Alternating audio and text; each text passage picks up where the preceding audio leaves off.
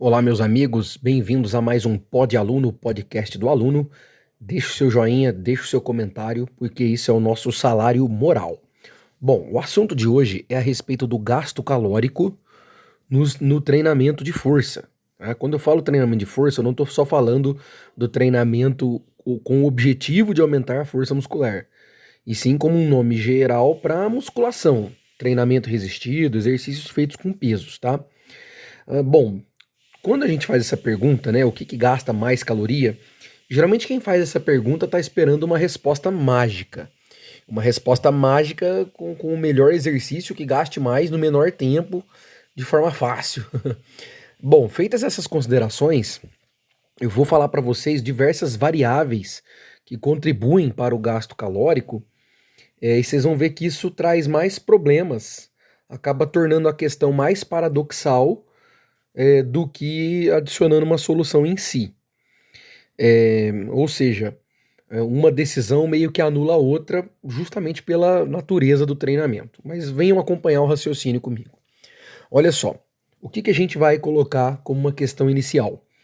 Que exercícios com pesos livres gastam mais energia do que exercícios feitos em máquinas. Exercícios multiarticulares gastam mais energia quando comparado a exercícios monoarticulares, exercícios isolados. Que mais? Exercícios para membros inferiores gastam mais calorias do que exercícios para membros superiores, tá? Mas ainda tem mais algumas variáveis, tá? A principal variável que eu gostaria de falar com vocês é a respeito da intensidade a qual está sendo realizado o treinamento. Vamos colocar 3 domínios só a título de didática, né, de facilidade. Vamos colocar assim, 60% de intensidade é uma intensidade leve, 70 a 80 uma intensidade moderada e de 80 para cima uma intensidade pesada, tá? Vamos só para fins didáticos mesmo, né?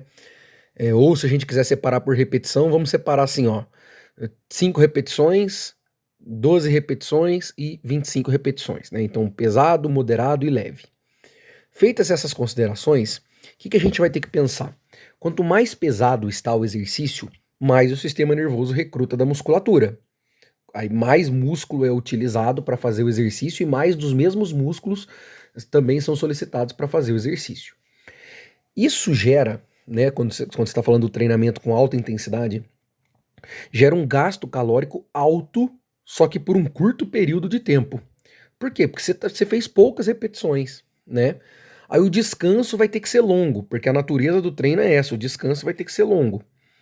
Aí depois, né, você gastou um tempão ali, você vai fazer mais 3, 5 repetições. Então, para os treinos pesados, você gasta muita caloria por uma unidade pequena de tempo.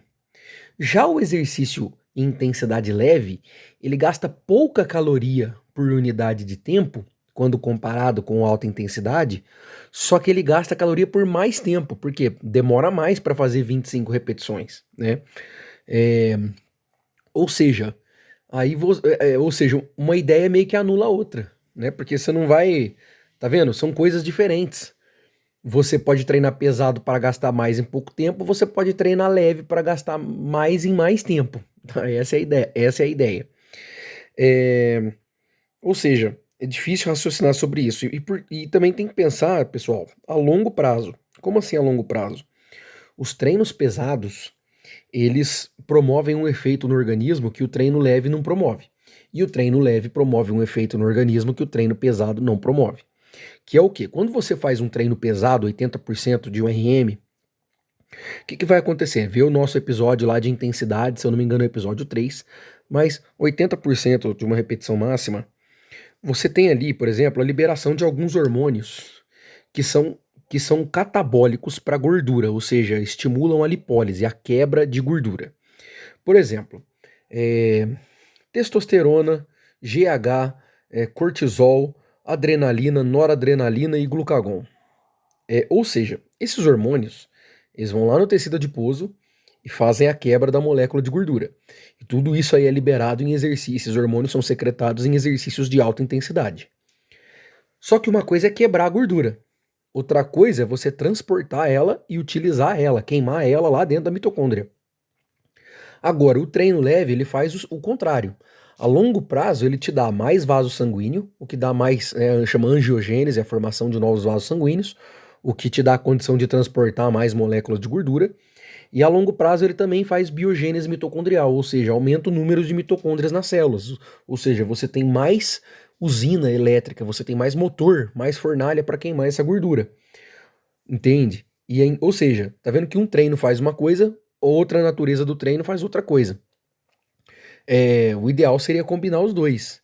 Por quê? Porque você tem que pensar em resultado a longo prazo e não só o que gasta mais naquele momento. Tudo bem que, né, o gasto calórico da sessão importa, mas se você for tentar juntar tudo isso, por exemplo, então vamos fazer um raciocínio errado aqui até agora. Então quer dizer que peso livre gasta mais, membro inferior gasta mais, então eu vou fazer só agachamento, muitas séries e para dar muitas repetições. Isso é inviável, por quê? Porque as articulações, o organismo não vai tolerar esse tipo de esforço. Ainda mais se você for pensar que quem está querendo todo esse gasto calórico é uma pessoa destreinada, né? Não é uma pessoa meramente que quer perder gordura por estética, é uma pessoa, vamos falar, obesa ali que quer realmente perder peso. Ela não vai tolerar esforços de alta intensidade, ela nem sabe fazer isso ainda, né? Ou seja, tá vendo que se a gente for pegar todas as premissas que eu falei aqui, todas as ideias centrais e primárias, e tirar uma conclusão, você vai tirar uma conclusão errada. Não dá para ser assim, né? Então você tem que pensar também a longo prazo, que a adaptação que você quer fornecer para o organismo a longo prazo, para que ele tenha condições de queimar essa gordura, né? E se você for linkar com o episódio 7, você vai ver, né, sobre emagrecimento, você vai ver que a constância é a chave. Não dá para pegar tudo isso, botar num bolo, né, todos os ingredientes do mundo para colocar num bolo, não vai virar o melhor bolo do mundo, vai só virar uma maçaroca. E tem mais uma variável ainda que implica, uma premissa que é o quê? Que é a amplitude de movimento. Então, amplitudes de movimento maiores implicam em maior gasto calórico do que amplitudes menores, né? Ou seja, tem muita variável que contribui para o gasto calórico. Não dá para misturar todas, porque pedagogicamente e fisiologicamente no treino não é viável fazer isso. Nenhum organismo está preparado para fazer, tipo, sei lá, 12 séries de agachamento a 80%, né? Ou seja, você está indo pelo caminho errado. Então, tá vendo que não é tão simples pensar só no gasto calórico de um determinado, da determinada natureza de um esforço para colocar isso na prática, né? Então, assim, se eu fosse dar uma sugestão prática, vamos treinar as capacidades de resistência primeiro, para o indivíduo criar adaptação metabólica, e ao longo do tempo ele vai desenvolvendo força, você vai dando pequenas beliscadas na capacidade de força dele, pequenas sessões de treino, 1 ou 2 exercícios pesados, para que o indivíduo obtenha ali o benefício, por exemplo, desses hormônios que são catabólicos para a gordura. Vamos fazer lipólise. Tá joia? Bom, pessoal, é isso. Eu espero que tenha ficado claro. Talvez o episódio tenha gerado mais confusão do que solução, mas é essa a ideia, é sempre instigar a dúvida para que nós possamos estudar mais juntos e encontrar soluções juntos. Ou não, ou ficar todo mundo no mar do desconhecimento mesmo. Um abraço, deixe o seu joinha, deixe o seu comentário e que a força esteja com você.